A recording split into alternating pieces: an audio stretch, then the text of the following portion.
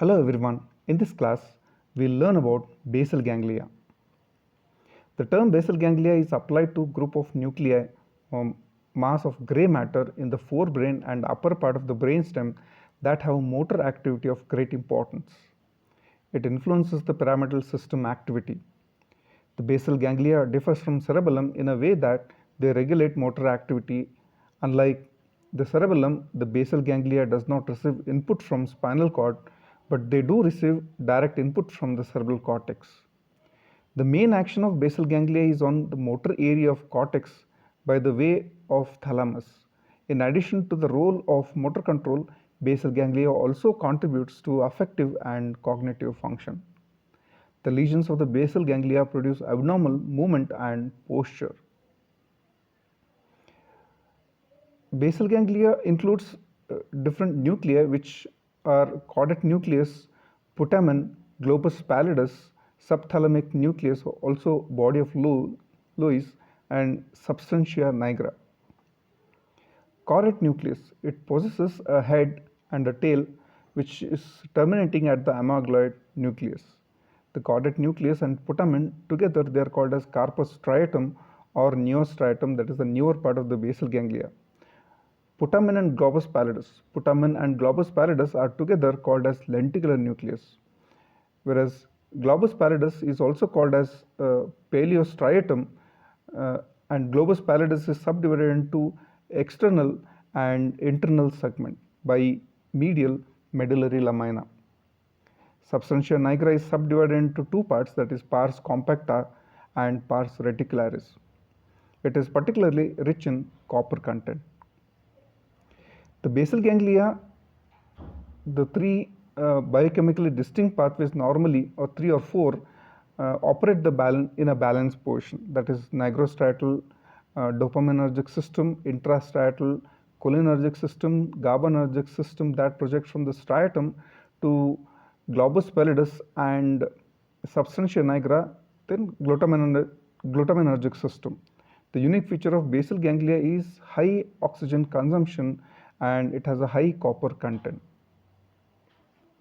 See the connections, afferent connections to the basal ganglia. The main afferent connections to basal ganglia terminate in the neostriatum and are excitatory, that is, it contains cholinergic neurons. They include corticostriate projection and thalamostriate fibers. Corticostriate projections, they form afferents from all four lobes of the cerebral cortex, but mainly from the frontal, that is motor areas, and parietal lobes to the neostriatum. Whereas thalamostriate fibers, they are projection of fibers from interlaminar, medial and ventral, anterior and centromedian nuclei of the thalamus to the neostriatum. Coming to the intranuclear connections, there are dopaminergic nigrostriatal fibers, GABAergic and glutaminergic fibers. Dopaminergic nigrostriatal tract pars compacta of substantia nigra contains cell body having dopamine, that is inhibitory, it is an inhibitory neurotransmitter, and its axons terminate in neostriatum. The degeneration of this neuron causes Parkinsonism, or it is also called as paralysis agitans or shaking palsy. The GABAergic inhibitory projections from the neostriatum, they are project to the pars reticularis of substantia nigra to both internal and external segments of the globus pallidus. The external segment of the globus pallidus projects to the subthalamic nucleus, and subthalamic nucleus projects via glutamic acid secreting excitatory neurotransmitter to both internal and external segments of globus pallidus. So this is the circuit of the basal ganglia, where the basal ganglia, the main input nuclei is striatum. It receives afferent from the cerebral cortex. Then you have a direct or indirect pathways. From striatum, the information goes to the globus pallidus internus, then to thalamus, back to the cerebral cortex, which forms a loop, which is direct loop. And in another path, where cerebral cortex fibers, they go to the striatum, they go to the globus pallidus externus, and then they go to the subthalamic nucleus, back to the globus pallidus internus, to the thalamus, which will form the indirect pathway. Okay, so here we mainly have uh, the glutaminergic pathways, acetylcholinergic pathways, GABAergic pathways, and dopaminergic pathways, which connect striatum to the substantia nigra. So here, this is showing the loop. The impulses come from the cerebral cortex to the basal ganglia, where it is processed, and the information sent back to the thalamus, back to the cerebral cortex, which is forming a direct or indirect loop. Efferent connections. The main output from the basal ganglia from the globus pallidus and substantia nigra, from the internal segment of the globus pallidus via thalamic fasciculus to the ventral anterior, and centromedian nuclei of the thalamus. From the thalamic nuclei, fibers project to prefrontal and premotor cortex. Ventrolateral pars reticulata of the substantia nigra projects to ventrolateral and ventroanterior nuclei of the thalamus. There are a few additional projections from this part of the this part to the habenula and superior colliculus also goes. So this is the output to the thalamus. It mainly comes from the globus pallidus internus, whether it is a direct pathway or indirect way, and also the output comes from substantia nigra to the thalamus, which is usually inhibitory in nature. The main feature of connections of basal ganglia that cerebral cortex projects to the striatum to internal segment of globus pallidus, internal segment of globus pallidus to thalamus, and thalamus back to the vertex, thus forming a loop of direct pathway. The other pathway is from the cerebral cortex, it goes to the striatum, it goes to the globus pallidus externus, then subthalamic nucleus, then globus pallidus, then back to the thalamus, which is going to form the indirect pathway.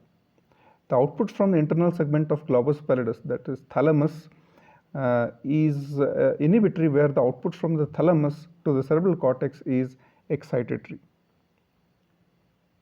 Okay, so here what happens in the basal ganglia is there are two pathways, that is direct pathway and indirect pathway.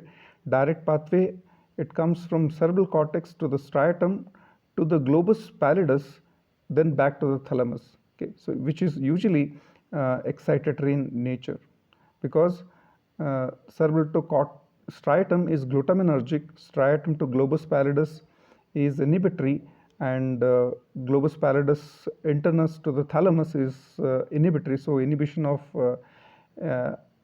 is called as disinhibition, and it is going to excite the thalamus. So direct pathway has excitatory inputs to the thalamus. Then indirect pathway, where the impulses come to the afferent comes to the striatum, then it goes to the globus pallidus externus, then to the subthalamic nucleus, then to the globus pallidus internus, back to the thalamus. Okay, so which is called as indirect pathway, and usually it is going to stimulate the striatum. Striatum is going to inhibit globus pallidus externus, which in turn going to inhibit subthalamic nucleus. That means it is excited. So subthalamic nucleus is going to stimulate globus pallidus, and globus pallidus is going to inhibit thalamus. So it is the effect of indirect pathway on the thalamus is always inhibitory, and the activity of the basal ganglia, it depends on the balance between the direct pathway and indirect pathway. That is usually the inhibitory pathway, they are going to dominate the excitatory pathway. Functions of basal ganglia. It has a role in planning and programming of motor activity. It is process by which an idea of involuntary movement is converted into precise action. The mechanism is the activity in the circuit between subthalamic nuclei and globus pallidus is an important regulator of basal ganglia output that in turn maintains movements in a smooth and appropriate state. Then they help in the control of muscle tone. Basal ganglia inhibits stretch reflex, that is muscle tone, by stimulation of caudate nucleus and by stimulation of inhibitory motor cortex as well as inhibitory reticular formation. This is why damage to basal ganglia causes rigidity. Then it has a cognitive function. Caudate nucleus play a role in the cognitive processes like thinking process in the brain, using both sensory inputs to the brain plus information already stored in the memory. The lesion of the head of the left caudate nucleus associated with dysarthric aphasia, that is difficulty in articulation of the words. Then it has a role in subconscious execution of some movements. Basal ganglia is responsible to control. Uh, it is responsible for the control of normal automatic and associated movements such as swinging of arms during walking. These movements are initiated by motor cortex. Then other function is neostriatum regulates subconscious gross movements occurring in the group of muscle, and the other function is the activity of the basal ganglia increases during slow steady damp movement and is silent during rapid and saccaric movements. Globus pallidus provide muscle tone for the performance of skilled movements, and substantia nigra is a center for coordination of impulses essential for skilled movements. Then diseases related to the basal ganglia, that is Parkinson's disease. It is also called as paralysis agitans or shaking palsy. It is caused due to the degeneration of substantia nigra or globus pallidus or both, and usually occurs in late middle age. Therefore, the concentration of dopamine in this region, that is nigrostriatal system, is reduced. Hence, the balance between excitatory discharge of cholinergic interneurons and inhibitory dopaminergic input in the neostratum is disrupted. The Parkinsonism occurs in, or rather, it is primarily idiopathic, and that condition occurs without any apparent cause. Some of the etiological causes are it can be secondary to cerebral arteriosclerosis or complication of encephalitis or complications of drugs such as phenothiazine, which blocks the dopamine receptors. And symptoms appear when 60 to 70% of the nigrostriatal dopaminergic neurons are lost. Characteristic features of Parkinsonism: it has both hyperkinetic and hypokinetic features.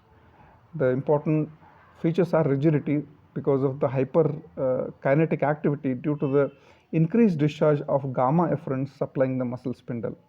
It affects mainly the large proximal group of muscles of limbs involving both antagonist and protagonist, that is biceps, knee flexors and sternomastoids. Here the posture is that in flexion attitude, the back is flexed and arms are adducted and flexed and knees are bent.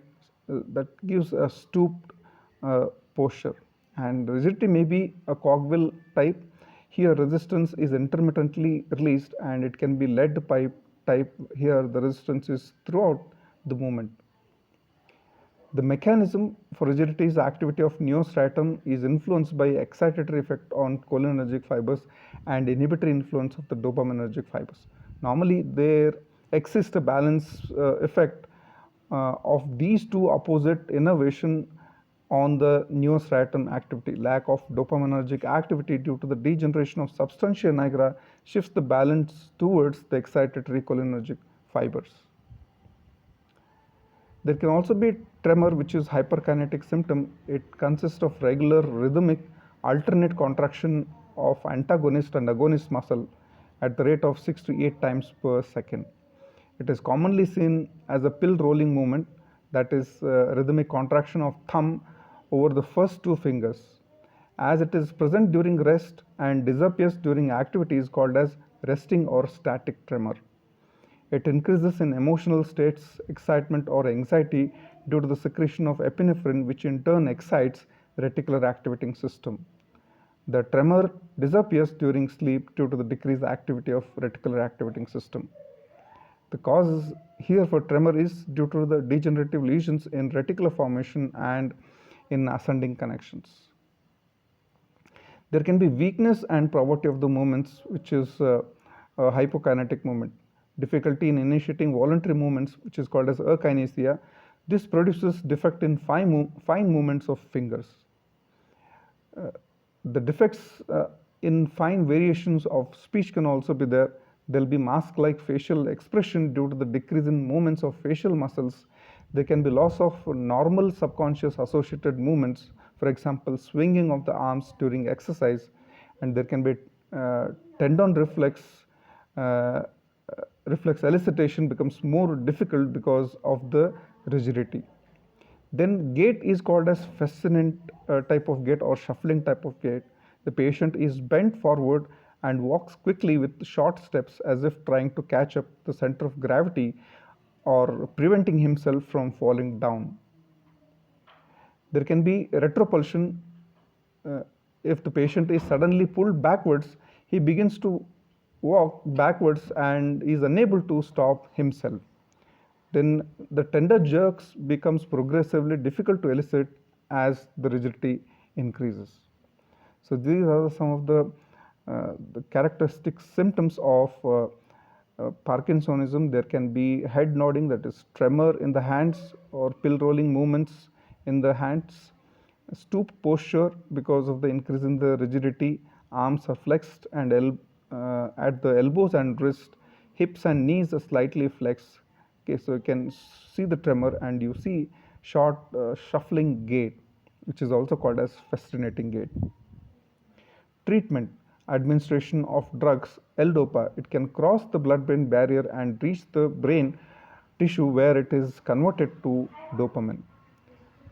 Then other modality can be transplantation of dopamine secreting cells which are obtained from the brains of aborted fetus into caudate nucleus, and putamen has been used with some short-term success to treat Parkinson's disease. Surgical treatment by making lesions in the internal segment of the globus pallidus, that is pallidotomy, or in the subthalamic nucleus helps to restore the output balance towards the normal. Chorea, athetosis, and Ballism.